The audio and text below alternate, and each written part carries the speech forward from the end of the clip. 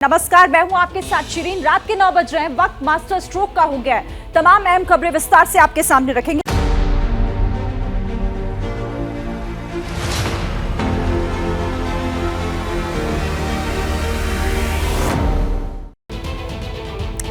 और अब master stroke में खबरें विस्तार से देख लेते हैं। देखिए, दुनिया के एक सिरे से लेकर दूसरे सिरे तक विरोधियों को मिट्टी में मिलाने की कस्में खाई जा रही हैं।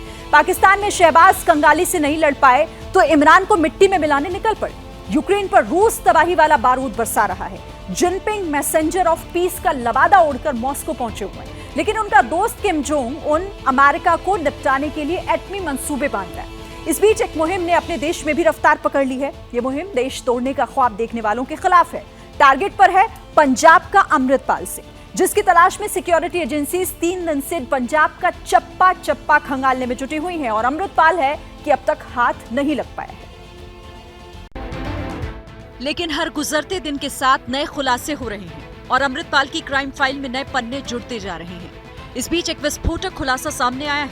न्यूज एजेंसी पीटीआई ने हाईली प्लेस्ड सोर्सेज के हवाले से दावा किया है कि अमृतपाल ने नशा छुड़ाने के नाम पर जो सेंटर खड़े किए थे, वहां सुसाइड बॉम्बर्स की फौज तैयार की जा रही थी। इंडिया एडिक्शन सेंटर्स का इस्तेमाल अमृतपाल हथियार गोदाम के तौर पर कर रहा था।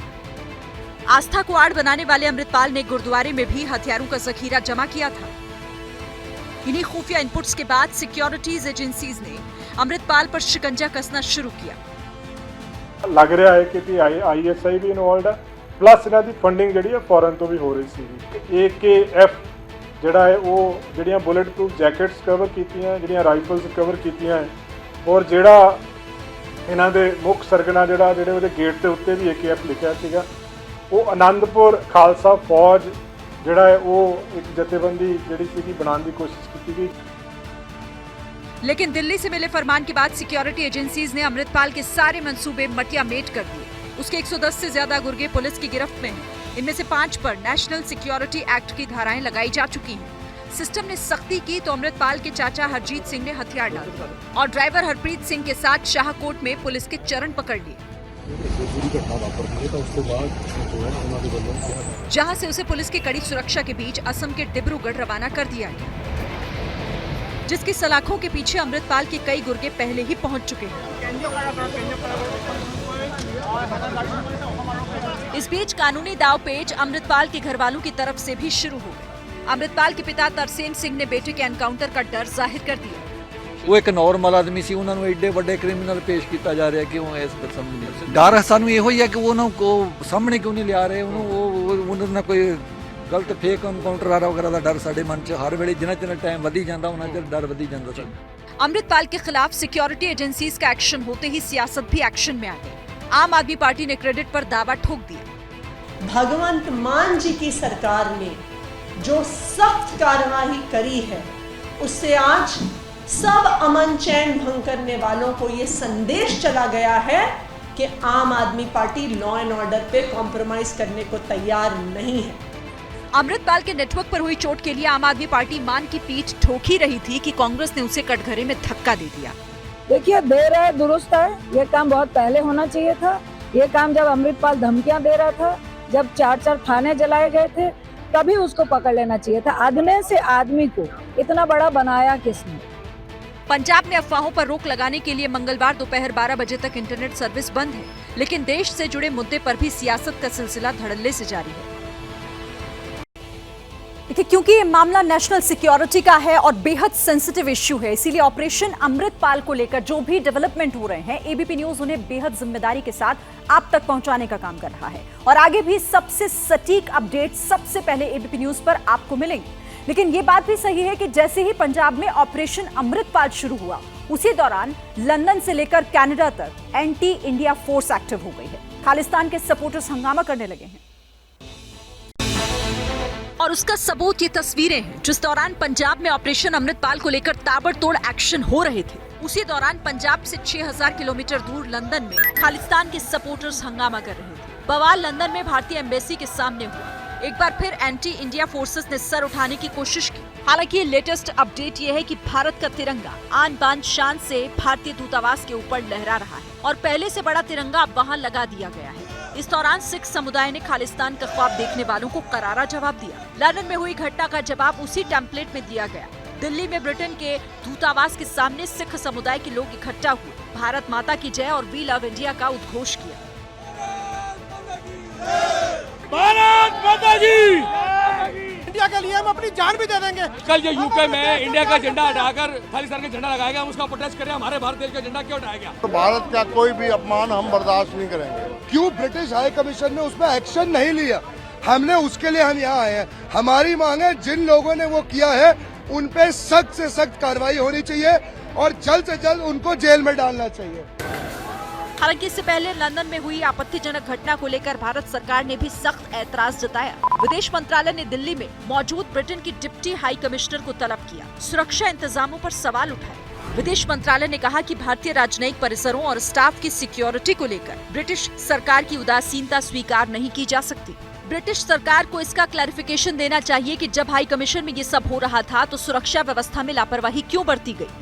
UK Deputy High Commissioner was summoned and was demanding an explanation, two asked to be asked the culprits and the perpetrators of what happened at London yesterday to be quickly arrested, indicated to the British authorities for the need for them to put up adequate security at the UK High Commission. वैसे ये बात तो सब जानते हैं कि London से Canada और न्यूयॉर्क से लेकर ऑस्ट्रेलिया तक में इस तरह के एंटी इंडिया एलिमेंट्स और भारत विरोधी टूलकिट को ऑक्सीजन मिलती है। लेकिन बात इंडियन एम्बेसी के कर्मचारियों की सिक्योरिटी की। सवाल उठ रहे हैं कि जिस दौरान एंटी इंडिया प्रोटेस्ट हो रहा था तब वहाँ ब्रिटेन के पुलिस वाले मौजूद क्यों नहीं? बड़ा अपमान है, ऐसे नहीं, कभी नहीं होना चाहिए था। हमारी जो होस्ट कंट्री जो है, इस केस में तो ब्रिटेन है, उनकी जिम्मेदारी है कि कोई भी डिप्लोमेटिक एम्बेसी हाई कमीशन जो भी हो, जो कोई भी विदेश देश से आते हैं, कि उनको सुरक्षित रखने का जिम्मेदारी उनके हाथ में है। हालांकि अब ब्रिटेन की तरफ से पूरे मामले को पैसिफाई करने की कोशिश हो रही है, लेकिन सवाल बने हुए हैं। आखिर कब तक इस तरह की हरकतें बर्दाश्त की जाएंगी? कब तक इस तरह भारत विरोधी टूलकिट को हवा दी जाती रहेगी? देखिए, एक बात तो बाइडेन को भी बर्दाश्त नहीं हो रही है और वो है जिनपिंग की मॉस्को विजिट। रूस और चीन की बढ़ती करीबी नाटो के बॉस को पसंद नहीं आ रही है, लेकिन अमेरिका के तेवर से बेफिक्र जिनपिंग और पुतिन की मुलाकात हुई। इस बीच प्रेसिडेंट पुतिन के हवाले से एक बड़ी खबर भी सामने आ गई है। पुतिन ने कहा है कि यूक्रेन के लिए नेगोशिएशन के दरवाजे खुले हुए हैं। जिनपिंग के जिस हाई प्रोफाइल दौरे पर अमेरिका यूरोप की नजरें टिकी हुई हैं, उसका आगाज कुछ इस तरह हुआ। बीजिंग के लाल बादशाह के कदम मॉस्को में पड़े। बीजिंग में नो लिमिट दोस्ती का आगाज करने वाले पुतिन और जिनपिंग की बातचीत जब शुरू हुई तो बाइडेन के दिल की धड़कनें बढ़ गई। सवाल कौन उठे? क्या चीन यूक्रेन वॉर को आगे बढ़ाएगा? क्या जिनपिंग रूस की सप्लाई लाइन को नए सिरे से धार लगाएंगे? लेकिन इस दौरान बीजिंग और क्रेमलिन की तरफ से एक मैसेज फ्लोट हुआ। कहा गया कि बातचीत का मेन एजेंडा रूस यूक्रेन वॉर रहेगा, इस जंग को रुकवाने पर होगा। बीजिंग की तरफ से 12 पॉइंट का एजेंडा जारी कर दिया गया। बीजिंग के मुताबिक इस दौरे पर जिनपिंग का फोकस कोल्ड वॉर वाली मानसिकता के साथ टकराव को खत्म करने पर होगा। इसके अलावा बातचीत का फोकस शांति वार्ता को दोबारा कायम करने के अलावा न्यूक्लियर पावर प्लांट की सेफ्टी सुनिश्चित करने पर होगा। यानी कुल मिलाकर जिनपिंग उसी लाइन को आगे बढ़ाने की कोशिश कर रहे हैं, उसी पीस मैसेज को एक्सटेंड करने की बात कर रहे हैं जो प्रधानमंत्री नरेंद्र मोदी ने रशियन प्रेसिडेंट पुतिन के सामने समरकंद वाली समिट में कही थी। आज का युग युद्ध का है नहीं। आने वाले दिनों में शांति के रास्ते पर हम कैसे बढ़ सके, उसके विषय में जरूर आज हमें चर्चा करने का मौका मिलेगा। गौर करने वाली बात यह है कि मॉस्को के सामने पीस प्लान वाली थ्योरी कोई पहली बार नहीं आई। इससे पहले अमेरिकी अखबार खुद कह चुका है कि शांति समझौते का एक प्रस्ताव CIA चीफ लेकर भी गए थे। खुद तुर्की के राष्ट्रपति भी कई बार डील और दोस्ती कराने की बात कह चुके हैं, लेकिन गोला बारूद में कोई कमी नहीं आई। मगर अब जिनपिंग से तो यूक्रेन को भी उम्मीद है। कहा गया कि रूस को जंग खत्म करने के लिए समझाया जाए। मैं आपको हमेशा अपना सबसे खास दोस्त कहता हूँ। मैं स्टेट विजिट पर रूस आकर काफी खुश हूँ, और वो भी चीन के फिर से राष्ट्रपति बनने के बाद। और मैंने रूस को ही सबसे पहले विदेशी दौरे के लिए चुना है।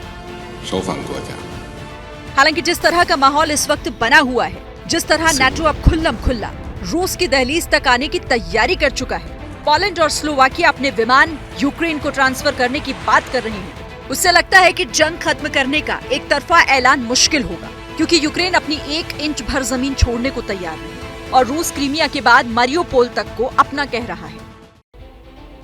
देखिए, ये बात सही है कि कोरोना के बाद से चीन की छवि दुनिया में बदनाम हुई है। कोरोना विलन वाला तमगा जिनपिंग से जुड़ गया और यही वजह है कि चीन इस बार शांति की बात कर रहा है। लेकिन जहां तक जंग का सवाल है तो उसका all weather friend Pakistan civil war में उलझा हुआ है। इमरान खान और शहबाज शरीफ के बीच दिन ब दिन टकराव बढ़ता ही जा रहा है।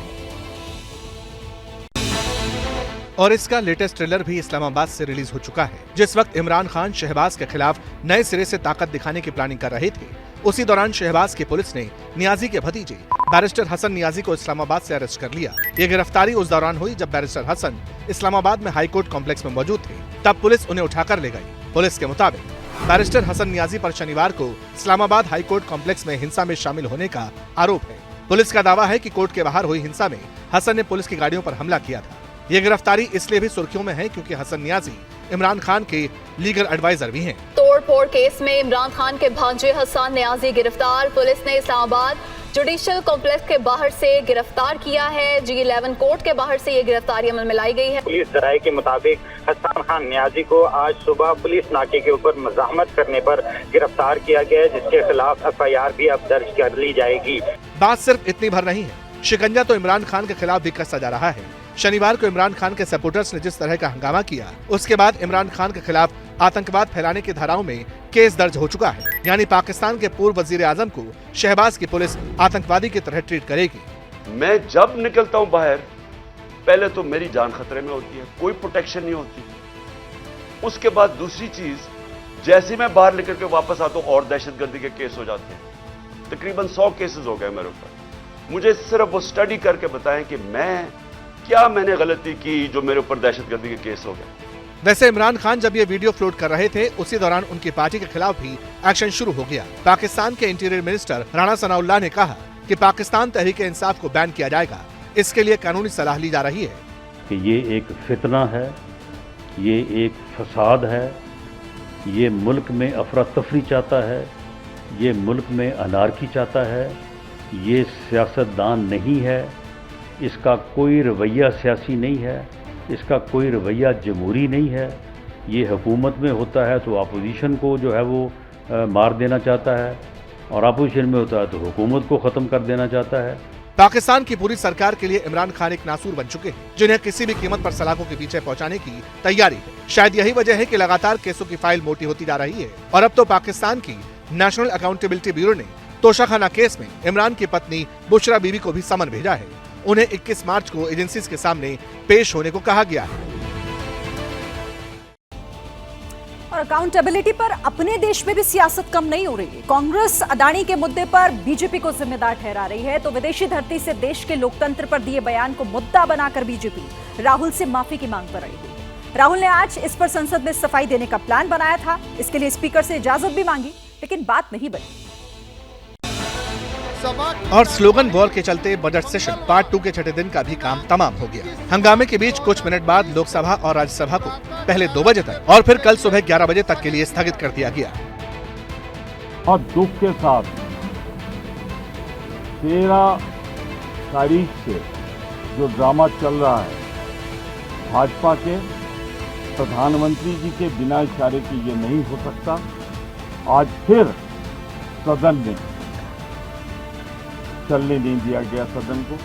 हालांकि तब तक संसद की फिक्र छोड़ राहुल गांधी मल्लिकार्जुन खड़गे के साथ वोटर्स को साधने मिशन कर्नाटक पर कूच कर चुके थे। बेलगावी में मेगा रैली थी, लेकिन जुबान ने वहां भी अदानी का जिक्र नहीं छोड़ा कि हिंदुस्तान में सारे के सारे बिजनेस, सारी की सारी इंडस्ट्रीज उनके हवाले की जा रही हैं, उनको दी जा रही हैं। चाहे वो एयरपोर्ट हो, पोर्ट्स हो, सड़कें हो,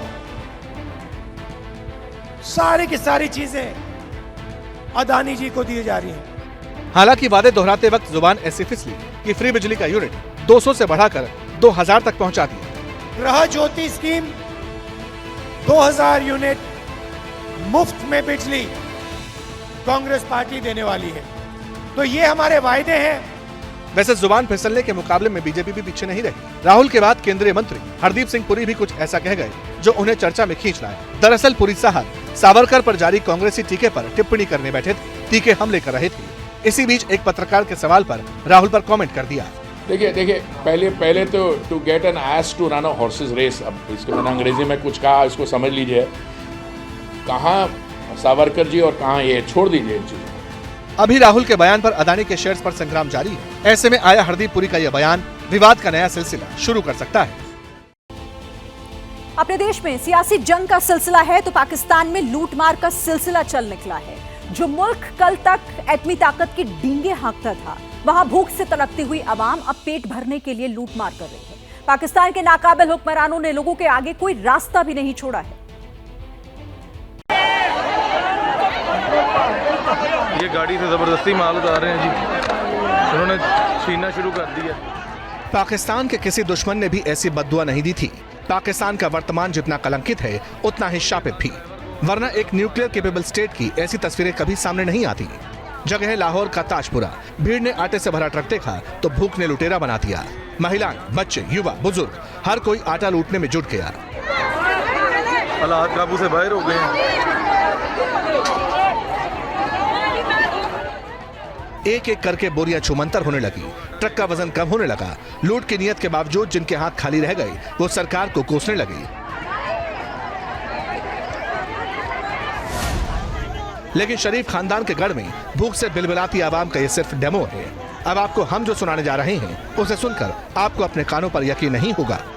हम आटा बिल्कुल नहीं खरीदेंगे, जेल में जाने के लिए तैयार हैं, पेट्रोल फेंक कर आपको आग लगा देंगे, बच्चे जिबा करेंगे। सुना आपने, पाकिस्तान के लोग सरकार की बेशर्मी और लुटेरी कौम से आजिज आ चुके हैं। ये कह रहे हैं कि वो अपने बच्चों को मार देंगे लेकिन जलील होकर आटा लेने नहीं जाएंगे। सुनिए आटे संकट से जूझते एक मक्कार मुल्क का शॉकिंग कबूलनामा। 10 किलो के आटे के लिए 2000 बंदा खड़ा है, एक दूसरे को खींच रहे हैं। हुकूमत को ये ख्याल होना चाहिए कि गरीब आवाम करेगी क्या। लाइनों में लगा के लोग और परेशान होंगे, दर बदर हो जाएंगे, किसी को मिलना नहीं, कोई बेहोश होगा। पाकिस्तान में विद्रोह के ऐसे स्वर भी हैं जो शरीफ सरकार को नसीहत दे रहे हैं कि चीन और अमेरिका की तरफ देखने से अच्छा है भारत से मदद मांगो। पाकिस्तानी आवाम को भी लगता है कि भारत ही उन्हें इस दोजख से निकाल सकता है। नरेंद्र मोदी जो है एक काबिल इंसान है। हमारे लाख इख्तलाफात हो इंडिया के साथ, लेकिन नरेंद्र मोदी काबिल इंसान सिर्फ मुल्क के लिए काम कर। दुश्मनी हमारी एक अलग जगह पे है, ठीक है। दुश्मनी भी हमारी क्यों दुश्मनी है यार, वो ये समझ नहीं रखनी दुश्मनी क्यों रखनी भाई। हमारा बच्चा जब पैदा होता है ना उसके कानून डाल देते हैं, पुत्र इंडिया हमारा दुश्मन है, इंडिया हमारा दुश्मन, इंडिया हमारा दुश्मन है। पाकिस्तान के लिए आने वाला दौर और बुरा होने वाला है। खबर है कि स्टेट बैंक ऑफ पाकिस्तान अप्रैल में पॉलिसी रिव्यू मीटिंग के बाद ब्याज दरों को बढ़ाने का ऐलान कर सकता है। यानी पाकिस्तान तबाही की उस धारा में बह रहा है जहां अंजाम सिर्फ डूबना है, सिर्फ और सिर्फ डूबना।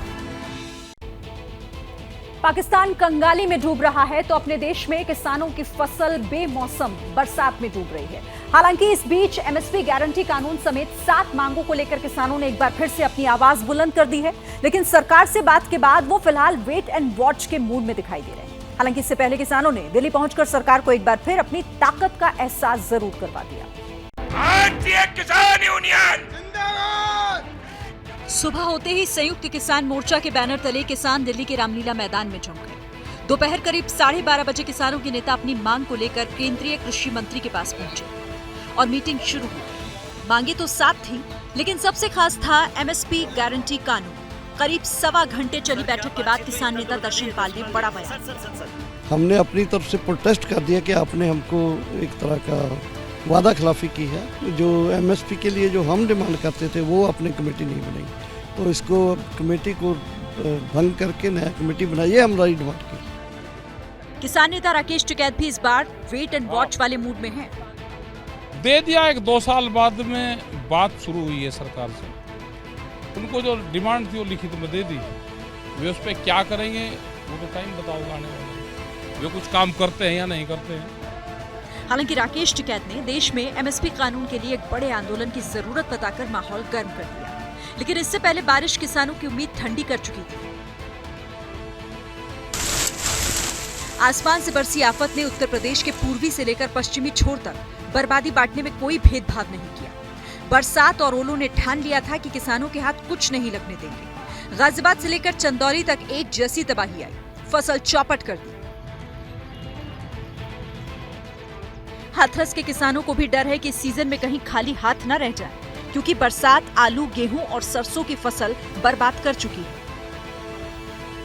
बरसात ये दिखाई दे रही है, सब गेहूं की फसल चौपट हो गई है।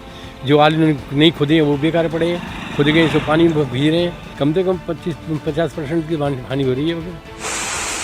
अब आपको दिखाते हैं मुजफ्फरनगर का हाल। ओले इतने बड़े बड़े कि कंचे खेल बैठे, लेकिन ये खेल नहीं, किसानों की किस्मत से कुदरत का खिलवाड़ साबित हुआ। काफी नुकसान है, गेहूं की फसल भी बहुत बर्बाद होगी और आलू की फसल खड़ी, ये भी खुदाई भी नहीं, उसमें भी बहुत बेतुका नुकसान है। बिजनौर और अमरोहा में भी गेहूं, सरसों और मटर समेत दूसरी फसलें तबाह हो गई। किसान अब सरकार से मुआवजे की उम्मीद लगाकर बैठे हैं। ओले और बरसात का दायरा सूबों की सीमा लांघ गया। राजस्थान के भरतपुर में गेहूं और सरसों की खड़ी फसल मिट्टी में मिल गई, जबकि बारां में गेहूं, धनिया, अफीम समेत कई तरह की फसलें बर्बाद हो चुकी हैं। पहाड़ी इलाकों में पौन घंटे तक हुई मूसलाधार बरसात से नालों में भी उफान आ गया। वैसे एक आफत तो यूपी में भी आई है और इसकी जद में है माफिया डॉन अतीक का गैंग। योगी सरकार लगातार उन शूटर्स के खिलाफ एक्शन ले रही है जो बेशपाल हत्याकांड से जुड़े हुए हैं। आज अतीक के शूटर गुलाम हसन का नंबर था। योगी सरकार का बुलडोजर गुलाम हसन के घर चल गया, यानी योगी आदित्यनाथ की सरकार माफिया और अपराध को मिट्टी में मिलाने वाली बात पर बदस्तूर कायम है। बताइए बेटा, हम तो कहे तो उनका सजा था, उनके जहाँ हो गिरावा हमार ना गिरावा मोर बच्चे, हम कहाँ सर झुकाओ, कहाँ के पास रहा। इस माँ की झुर्रीदार आंखों में आंसू लाने वाले कपूत का नाम है गुलाम हसन। वही गुलाम हसन जिसने 24 फरवरी को उमेश पाल पर गोलियां दागी थी।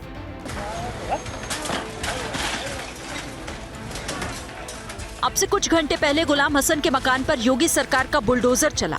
रसूलाबाद इलाके में करीब 335 वर्ग मीटर एरिया में बने मकान को बुलडोजर ने मिट्टी में मिला दिया।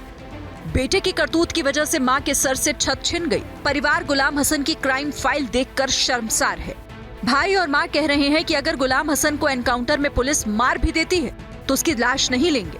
जिस तरह से कार्य करके हम लोग को बीच चौराहे पे खड़ा कर दिया, इस बूढ़ी माँ को बीच चौराहे पे खड़ा कर दिया, परिवार ने डिसाइड किया कि हम लोग उसका शव भी नहीं लेंगे। तो अगर एनकाउंटर में गुलाम मारा जाता है तो आप लोग शव भी नहीं लेंगे? बिल्कुल नहीं लेंगे और बिल्कुल माँ तो हमारी कह रही कि हम देखेंगे भी नहीं। जिस माँ ने गुलाम को जन्म दिया उसे आज गुलाम की शक्ल से भी नफरत है। माँ कह रही है कि जिसने जैसा किया वैसा भोगेगा। भाई कह रहा है कि पुलिस की हर मुमकिन मदद करूंगा। उधर बुलडोजर के एक्शन पर प्रशासन का दावा है कि पूरी कार्रवाई कानून के तहत की गई है।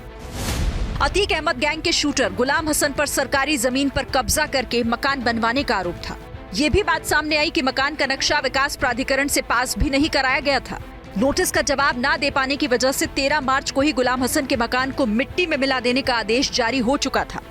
ठीक उसी जगह पर जो कि प्रयागराज का रसूलाबाद इलाका है, जहां पर शूटर गुलाम हसन का घर था, 335 वर्ग मीटर एरिया में ये मकान बना हुआ था। हालांकि एक मंजिला मकान ही था, पुराना मकान था, लेकिन काफ़ी बड़े इलाके में था। करोड़ों रुपए इसकी बाजारू कीमत बताई जा रही है। तकरीबन 1.5 घंटे के कार्रवाई के बाद इस पूरे मकान को मलबे में तब्दील कर दिया गया। वैसे बुलडोजर तो बमबाज गुड्डू मुस्लिम के घर भी चलना था, लेकिन गुड्डू का मकान चकिया की बेहद पतली गली में है। वहां बुलडोजर तो क्या एक छोटी कार भी नहीं जा सकती। इसी वजह से गुड्डू मुस्लिम के घर बुलडोजर का कहर नहीं टूटा। लेकिन प्रशासन ने गुड्डू के दूसरे मकान का पता किया जिस पर बुलडोजर का एक्शन कभी भी हो सकता है। वैसे एक्शन में तो उत्तर कोरिया का तानाशाह किम जोंग उन भी है। वो 8 दिन में 6 मिसाइल टेस्ट करके सियोल और वॉशिंगटन को अपने खतरनाक इरादे का एहसास करवा चुका है और इसकी वजह है दक्षिण कोरिया और अमेरिका की वॉर एक्सरसाइज। किम को डर लग रहा है कि अमेरिका कहीं उस पर न्यूक्लियर अटैक न करे।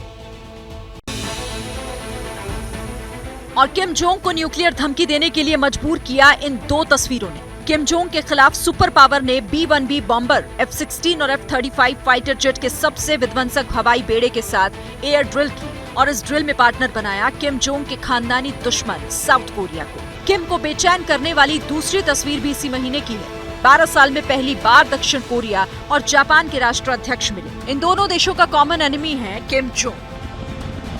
अमेरिका, दक्षिण कोरिया और जापान की त्रिकोणीय चुनौती का मीटर जब बढ़ने लगा तो किम जोंग के लिए परमाणु धमाका करना मजबूरी बन गई। 8 दिन में 6 मिसाइल टेस्टिंग करके किम जोंग ने भी अपना युद्ध निमंत्रण सियोल से लेकर वॉशिंगटन तक सेंड कर दिया। लेकिन इस बार माहौल कुछ अलग और गंभीर है। किम जोंग का अपनी सेना से ये कहना कि अमेरिका और साउथ कोरिया के खिलाफ न्यूक्लियर अटैक के लिए रेडी रहो, अपने आप में शॉकिंग है, क्योंकि इस बयान का मतलब है कि किम जोंग को अमेरिका की ओर से परमाणु अटैक का डर है। अब सवाल है कि तानाशाह को ये मैसेज कहां से मिला? क्या बीजिंग की ओर से ये इनपुट मिला या फिर तानाशाह अमेरिका और दक्षिण कोरिया की एयर ड्रिल से दहशत में? वजह जो भी हो, लेकिन सच यही है कि अब एशिया में यूरोप जैसी अशांति दिखने लगी है। रिपोर्ट्स के मुताबिक किम जोंग के पास 60 एटम बम है। किम की मिसाइलों की रेंज अमेरिका तक है, यानी ये शख्स अकेले वर्ल्ड वॉर का पैनिक बटन दबा सकता है। अमेरिका और साउथ कोरिया की जंगी जुगलबंदी से किम जोंग उन इस वक्त बुरी तरीके से तिलमिलाया हुआ है। वैसे तिलमिलाए हुए तो डोनाल्ड ट्रंप भी हैं इस वक्त, क्योंकि इमरान की तरह अब उनका तोशा खाना वाला सीक्रेट भी बाहर आ गया है और इस मामले ने ट्रंप की मुश्किलों को बढ़ा दिया है, क्योंकि ये मामला चुनाव में उनके खिलाफ बड़ा मुद्दा बन सकता है। पाकिस्तान के पूर्व पीएम इमरान खान घड़ी चोर कहलाए, ब्राजील के पूर्व राष्ट्रपति जायर बोल्सोनारो गहनाखोर कहलाए और अब अमेरिका के फॉर्मर प्रेसिडेंट पर भी बिल्कुल इन दोनों जैसे विदेशी देशों से मिले उपहारों को डकार जाने का इल्जाम लगा है। जी हाँ, मीडिया रिपोर्ट्स में दावा किया है कि जब डोनाल्ड ट्रंप राष्ट्रपति थे तब उन्हें विदेशों से कई महंगे महंगे गिफ्ट मिले थे, जिनमें से 100 से ज्यादा गिफ्ट्स कहां हैं इनका कुछ पता नहीं। इन गिफ्ट्स की कीमत $2.5 लाख से ज्यादा बताई जा रही है। हाउस अकाउंटेबिलिटी कमेटी की रिपोर्ट में आशंका जताई गई है कि विदेशों से मिले महंगे गिफ्ट्स को ट्रंप ने अपनी बेटी और दामाद में बांट दिया। खुलासा यह भी हुआ है कि ट्रंप जिन गिफ्ट्स के बारे में कोई जानकारी नहीं दे पाए, उनमें से 17 तो भारत ने गिफ्ट किए थे, जिसमें सबसे खास है $46 का ताजमहल का मॉडल। ये मॉडल पूर्व राष्ट्रपति कोविंद ने ट्रंप को दिया था। ट्रंप और उनके परिवार को भारत से कफलिंग्स और गोल्ड ब्रेसलेट्स भी मिले थे, जो सरकारी रिकॉर्ड्स में तो है, लेकिन सरकारी खजाने में नहीं। इमरान खान ऐसा ही फरेब करके आज तक पछता रहे हैं। ब्राजील की अदालत ने भी बोल्सोनारो को सऊदी अरब से उपहार में मिले कीमती गहने लौटाने का अल्टीमेटम दे दिया है। अब तोशाखाना जैसी मुसीबत ट्रंप के मत्थे है। राष्ट्रपति चुनाव में ताल ठोक रहे ट्रंप पर चोर का लेबल चस्पा हो सकता है। ट्रंप के तोशाखाना कांड पर तहलका सिर्फ अमेरिका में मचा है, लेकिन सीरिया के राष्ट्रपति ने जो बयान दिया है उससे पूरी दुनिया में सनसनी फैल गई है। दरअसल सीरिया के राष्ट्रपति बशर अल असद ने डंके की चोट पर तीसरा विश्व युद्ध शुरू होने की मुनादी कर दी। धमाके यूक्रेन के वॉर जोन में हो रहे हैं। पुतिन की मिसाइलें बखमुता को दहला रही हैं। पोलैंड ने भी मिग-29 यूक्रेन को देने का ऐलान कर दिया है। माहौल जंग में नाटो की एंट्री जैसा हो चुका है। वर्ल्ड वॉर का गेटवे ओपन होने का डर बना हुआ है, लेकिन सीरिया के राष्ट्रपति को लगता है कि वर्ल्ड वॉर 3 पहले ही शुरू हो चुका है। أنا أعتقد بأن الحرب العالمية الثالثة قائمة، لكن اختلف الشكل، لذلك زيلينسكي هو اليوم يقوم بالحرب نيابة عن الغرب مع جيشه طبعا من النازيين. نفس الشيء الإرهابيين هي جيوش تعمل نيابة عن الغرب في سوريا.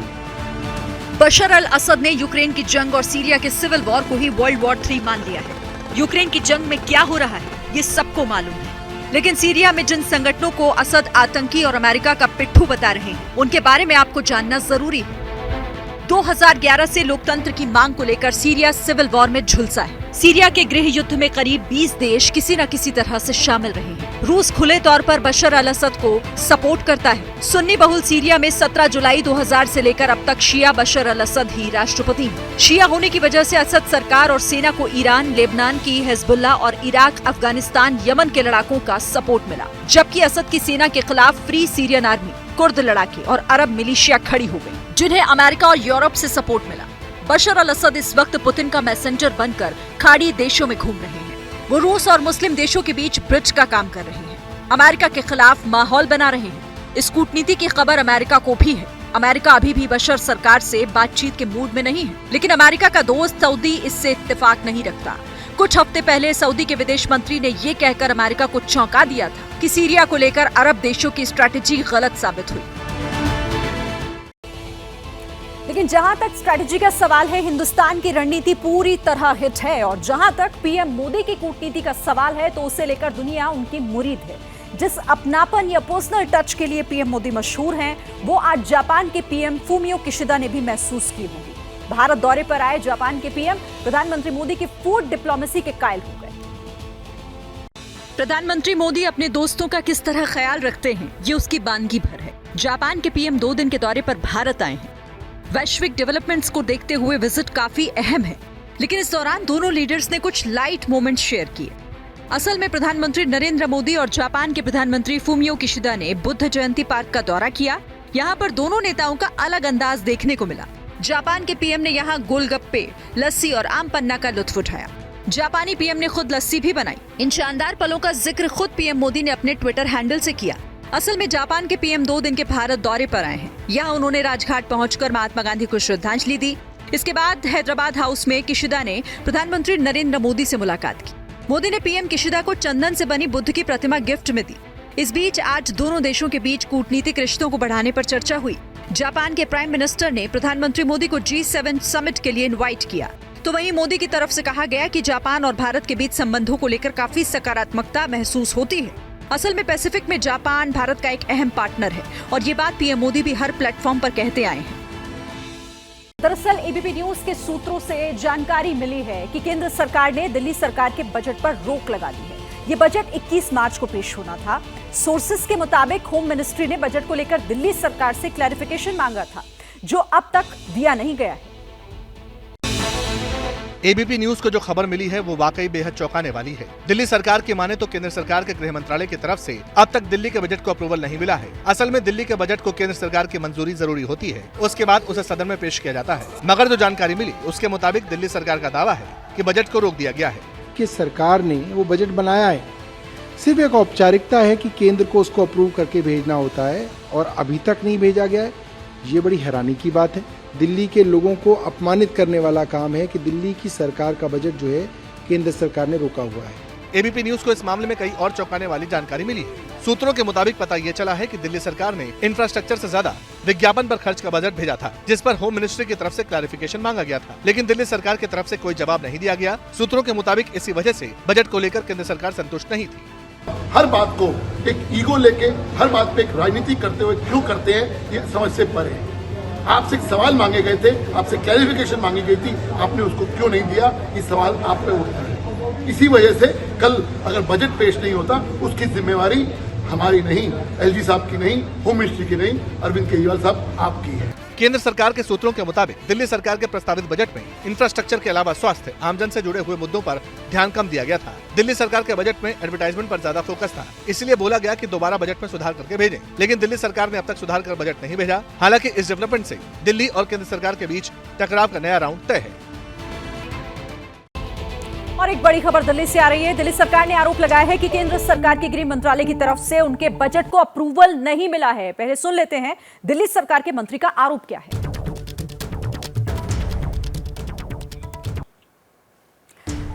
तो दिल्ली सरकार की तरफ से यह बड़ा आरोप लगाया गया है कि केंद्र सरकार यानी गृह मंत्रालय की तरफ से अप्रूवल दिल्ली सरकार को नहीं मिला है उनके बजट को लेकर। इस वक्त की बड़ी खबर केंद्र सरकार पर दिल्ली सरकार का यह आरोप, जिसमें उन्होंने कहा है कि केंद्र ने दिल्ली सरकार का बजट रोका।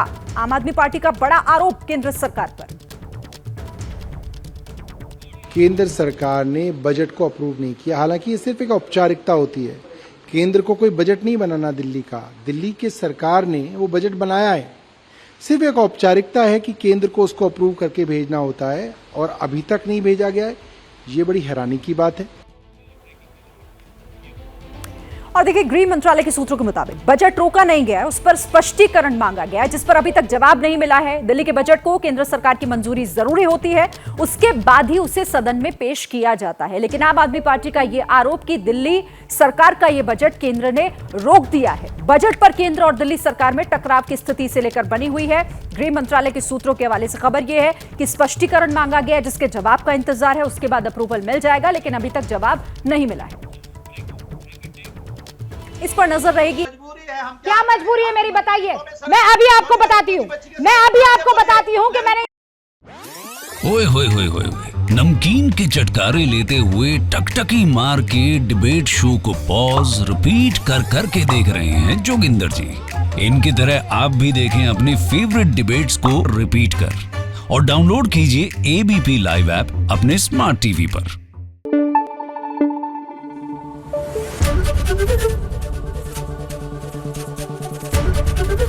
एबीपी न्यूज आपको रखे आगे।